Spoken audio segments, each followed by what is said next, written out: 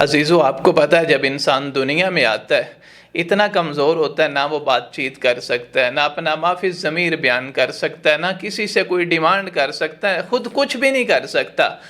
والدین ایسی دو شخصیات ہیں کہ رب اس بچے کے متعلق ان کے دلوں میں وہ پیار، وہ محبت، وہ ہمدردی ڈال دیتے ہیں کہ والدہ جو ہے بچے کی خاطر اپنا آرام و سکون، اپنی نیند، سب کچھ قربان کر دیتی ہے۔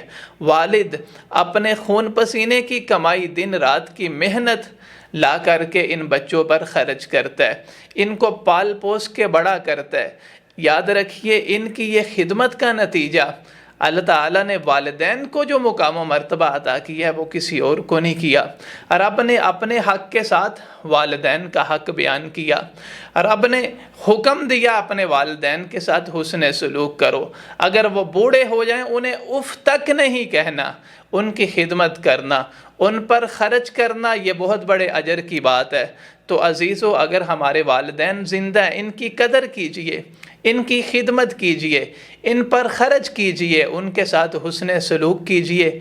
اگر وہ دنیا سے جا چکی ہیں ان کے لیے دعا کریں، ان کے نام پہ نیکیاں کریں، صدقہ کریں، ان کی طرف سے حج و عمرہ کریں، ان کے جو عزیز ہیں، ان کے جو دوست احباب ہیں ان پر خرچ کیجئے۔ اللہ تعالی ہمیں توفیق عطا فرمائے۔